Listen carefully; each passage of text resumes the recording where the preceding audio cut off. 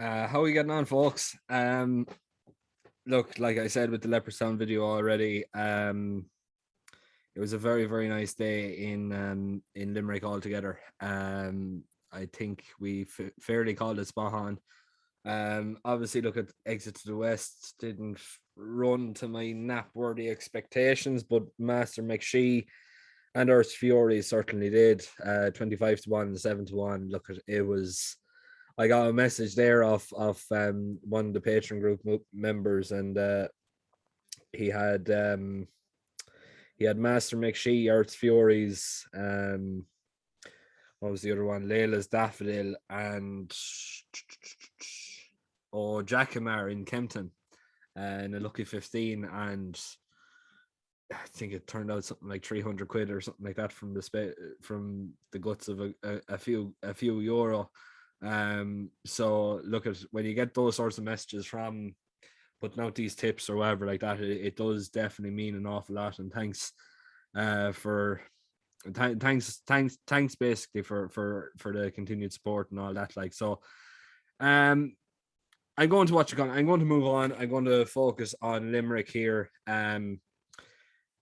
It looks to be a fairly nice card, and like the day before, I'd be expecting a fairly decent day here, as opposed to, I suppose, the over competitiveness of Leopardstown.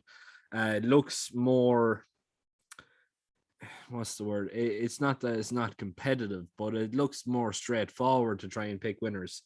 When you look at the field, and look at, we may as well just crack on and get into it. First race off is a bit of a no match. Glens of Antrim is by far the best mare in the field.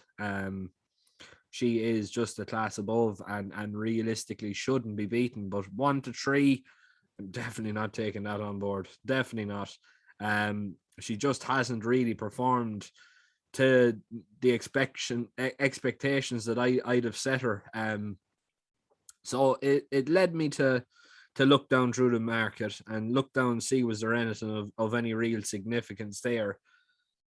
And the one that I'm liking is currently priced at 25-1. Now, we did have a 25-1 winner there today, but I don't think this is going to be winning. If it wins, it's a massive shock, to be perfectly honest with you. But I just think it's interesting. Windsor Diamond for James Barco and Donna Myler. Like I said, currently priced at 25-1. I just think it's very, very interesting. Look at his last 2 runs. I know it was beaten a considerable long way, but beaten by Clifton Warrior and Tudor Manor last time out. They were, they were the guts of 12 and a half lengths in front of Windsor Diamond that particular day. But like, Diane Rose isn't a bad horse. Just Turkstan for Michael McNiff isn't a bad horse either. Put in a very, very nice performance there. I think it was in Sligo over the summer. Yeah, it was beaten a short head. I think that was actually the day there was there some sort of controversy about his running and riding, that he was so far off the pace and he just absolutely hacked up, but didn't actually get to the front. I don't know the full ins and outs. I know there was something along the lines like that, but I just think if you're looking for a bit of value, like, there's no point me coming on here and saying, oh, Glens of Antrim is going to win by 10 lengths. The man in the street could tell you that. More than likely she is going to do it, but I'm just trying to find value, and I'm trying to find the best horse with the best price tag. And in terms of value, I'd be placing this one in around, say, 16-1, 14-1. Not necessarily good enough to win the race, but good enough to be competitive. Definitely don't think she's worth 25-1 when you look at her fourth and third last time out. It's obvious. Look at, she is improving, and she is improving with every single run. God knows what she can do in this sort of company here, but if she does improve on that last run, she's going to be closer than an awful lot of people think. My opinion, 25-1 is definitely worth €1 or €2 each way. It's a race that you shouldn't be going mad on. Look, at Glens of Antrim is probably more than likely going to be winning this, and you'd be fairly stupid to consider that she wouldn't, because she has Cheltenham form and she has grade 1 form, and this is as far from a grade 1 as as there is of me winning one. It's just one of those races that's a bit choppy and hard to predict, and you're probably better off going with your gut. My gut's telling me Windsor Diamond's going to come second or third, and I think it's a fairly reasonable case to make, and I definitely think she's not going to be far away if she isn't. She's definitely going to be in the top 5, I would imagine so. So she is definitely going to give you something to scream and shout about. Now, saying that, she'll probably make a liar out of me by this time tomorrow, and I'll come on here looking like a prized idiot. But just my own personal opinion that she is a little bit overpriced and definitely well worth taking on each way.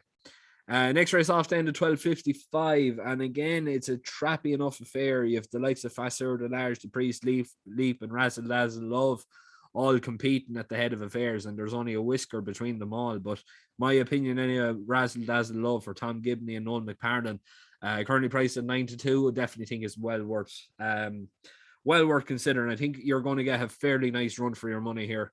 When you look at the second in Galway behind Global Equality, ahead of the likes of Rabinia, presented well, Jevry, called a Tune Gea, Millen to One. These sorts of horses are very, very talented performers. Then you go down through the Leopardstown run behind the likes of Heaven Help Us, Cheltenham Festival winner, Global Equality. Tell Me Something Girl, Cheltenham Festival winner, Lady Breffney, Botany. Did Botany win a champion bumper? I don't think he did. No, he didn't. I'm mistaken there. But Razzle Dazzle Love was in 6th that particular day, and she was over 5.5 lengths ahead of Rula Bula, Ishka Solace, Getaway Gorgeous, Rabinia as well that particular day. Dysert Diamond. That's the one I was looking at. Listed winner. Last time out, beaten Royal Kahala. Second, was that a graded race? Or no, it mightn't have been. Grade B handicap winner then in Listowel in the Listowel Festival. So the form definitely does stack up.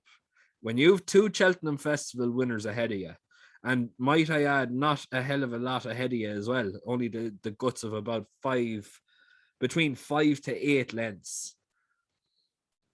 That's the distance they were ahead of Razzle Dazzle Love.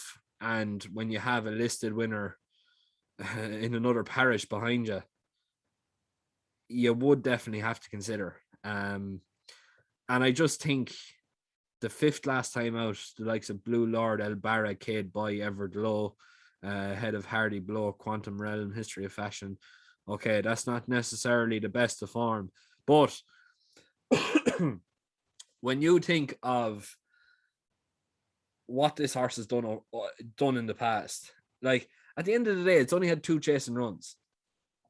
There's absolutely no reason to say this horse won't be well suited to chasing fences. It's already come second to a fairly talented performer already on debut, and last time out it was just in a completely different grade. Like Blue Lord was like we all thought Blue Lord was the next champion hurdle horse. And I just think, look, it's not necessarily the strongest affair given her status. And I think she just has the ability to put in a very, very good run. I don't think Farceur de Large is worth, what is it, 9-4? I don't think it is. It's come fourth the last 2 times. Just going through the form there now behind the likes of Statler, Fighter Allen, ain't that a shame? I don't rate Statler. I know he's very consistent, and I know he is a very, very decent sort, but I just do not rate him. I just think he's got such a lack of ability to finish out his races. then going on into the next to the race before that, ahead of or behind French Dynamite, Duke Cup, Tory Graf. Arguably, I would say that is the better form. Duke Cup, obviously a very, very talented performer for Ted Walsh. I just don't think it's good enough to beat Razzle Dazzle Love, and therefore 9-2 is definitely much, much better value than 9-4. Next race off then, and this is definitely going to be my Napa today. Formerly trained only up the road from me in Shane Riders, Lord Schnitzel, currently priced at 6-4. I think this one here has a winning chance. To be perfectly honest, it does have a very, very tough competitor here with Is a Real Champ. But I think, being realistic here, Declan Queally has a very, very nice horse in his hands. This horse was placed in a Group 1 chase, I think it was 2 Christmases ago. 2 Christmases or 2, I think it was in Leopardstown, and it was, I'm not 100% sure now. I know it came third.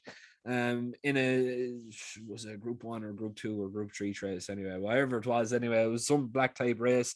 But this is essentially just a hunter's trial. Now, I say essentially a hunter's trial. It is a very, very good hunter's trial at that. When you look at the likes of Three Loud Knocks, Is a Real Champ, like I've already said, Exit 11, Smith's Girl, Duke Hill, all these horses like have very, very good form behind them. But Lord Schnitzel is going for a 4-timer and was second the time before that. So look, I'd say arguably Lord Schnitzel is the one they all have to beat. If you want to double it up with Largy Debut, I definitely think that's got a great, great shout. If you want to treble it up with Shaq and Poursois, definitely think that's got a very, very nice chance of coming in, to be perfectly honest with you. Or look at, if you want to double it up or treble it up with something else, maybe in Kempton or wherever the other racing is, do it. Just like, this is only a guide to what I think is going to be the best horses at the best prices. And personally speaking, Lord Schnitzel should realistically be odds on, and has this race to lose, basically. I think he's got an absolutely outstanding chance. Next race then, the 205, and this one here I'm going to be siding with the Gordon Elliott trained. Humble Glory, currently priced at 4-1. I was looking down through the card and I was humming and hawing about putting up a big price horse, but realistically, Humble Glory is at a nice price, and it's probably one of the more likelier winners. When you look at the rating overall, is probably the quickest horse on time ratings. There's a few behind it, even they're not too far behind it. The likes of Brampton Bell and Angels Dawn, two of them 5-1 and 8-1 respectively, but Humble Glory has the form behind them, and I just think that this has all these notifications coming into me. I just think this one here has the potential to go on and improve for the latest run. Obviously second, after going into the win there. Now I'm going to go into the second now behind Party Central. It was only beaten ahead of Bantown Girl, very, very nice performer as well. It was second to a very, very talented Ashrow Diamond, and literally from there on in, it absolutely bolted up through the fields and really did start performing like a proper graded horse. Choice of Words then as well was well behind the Getaway Star. Very talented horse for Declan Queally as well. So look, at the form definitely does stack up. Humble Glory 4-1, I personally think it's got a great overall chance. Jordan Gainford is one of the hottest men in the saddle at the minute, and I definitely think he has this race to lose. I just cannot see a horse to beat him. But like I've already said, I've been proven wrong on plenty of times, and I probably will be proven wrong by this time tomorrow again. Next race off then, the 240, and this one here is definitely, it's wide open. It's madly wide open, and usually in these sorts of cases I would be going with something that's way down in the market and way down in the weights as well, but I'm not necessarily going way down in the market. But it is a horse that is very well weighted. Is Sequa Spirit. probably butchering the name. It's Ray Hackett's horse, Donny McInerney riding. Currently priced at 6-1. I definitely think this one here has an absolutely outstanding chance if it gets around here tomorrow. I do think it's got a great overall ability for, I suppose, coming on for the runs. And I wouldn't put the Dundalk run with any real conviction against him, because at the end of the day, look at he's definitely more what looks to be like a soft ground horse, and definitely looks like he does perform best in soft ground. Like when you look at the Tipperary run in May 2021, Slip of the Tongue beat Tax for Max, What's Available, Barnacullia, Winding River, and then Sequa Spirit. Ahead of the likes of Estepona Son, the Truant, San Pedro, all these horses. Son of Hipmos there for Kevin Smith is definitely a very, very nice horse as well. Donny McInerney's in great form. When you like, he's generally very, very consistent, and he puts in some very, very nice runs. When you look at the Galway run behind Pinta, Lord Erskine, Anner Castle, that was on real bottomless ground. Like Galway heavy is like really, really bad heavy, and it was fourth that particular day. So in terms of his, what's the word I'm looking for, consistability, he is as consistent as he can possibly get, regardless what sort of ground. He's won on soft, he's won on heavy, he's won on good, he's run well on heavy ground. It is going to be heavy tomorrow, and I just think the light weight on his back, considering what he's done already, I think it's going to pay serious way for him now tomorrow. And I think 6-1 is overpriced. Although look at it is 5-1 for the favorite, but I just think that this horse is exceptionally well handicapped, and 6-1 for me looks to be like, I would definitely be putting him in around 4-1 or 3-1. I definitely have him down as favorite, considering his last run was a very, very nice one. In these conditions, forget the Dundalk run. He more than likely he doesn't like the surface in Dundalk, and not an awful lot of horses do. But I definitely think it is worth getting behind at 6-1, definitely, without a shadow of a doubt. Next race off then, the 3:15, and this one here is going to be a bit of an each way, a bit of an each way play, but I definitely think it is going to be a very, very likely winner, with Craig and Ned for Paul O'Flynn and Gary Noonan claiming £7. This one here is weighted to win. It's off an incredibly low weight. Puts in some very, very good performance in heavy ground. He's going to be getting that tomorrow. Don't think he's not. Has he performed any time around Limerick? No, he hasn't. But his third last time out in Clonmel, behind Regina Dracones and Song of Earth, ahead of What's a Fella to Do, Getaway Katie, Definite Adair, Brawler. Some nice horses in that field now, to be quite honest. There is, I suppose, a couple of question marks over his head, whether it's just whether it's more of like a Clonmel horse. His best runs tend to come around Clonmel. And if that's the case, I don't think he's going to be overly suited to Limerick. But the fact that he does like heavy ground, and it is going to be bloody well heavy tomorrow in Limerick, I just think Craig and Ned 8-1 is definitely well worth in each way. But do not be surprised to see this horse win. He's one of the only ones in here that has really, really nice form on such testing ground, and in my opinion, it's probably his race to lose, to be perfectly honest. Finally, then, last race off, and we spoke about Razzle Dazzle Love, and I tell you something, love must be in the air, because we're going with Musta Lova. Currently priced at 7-2. Oliver McKiernan traveling all the way from Dublin down to Limerick for this particular race, with James Barry, I think it is. I think it's James Barry. I'm not 100% sure. Sorry if I've got it wrong. Claiming £5. Very, very nice second last time out. A very, very nice second. It was well supported that particular day. It was only a neck behind Devil's Cut, ahead of the Bandit and Largy Gift. That is outstanding form in bumpers.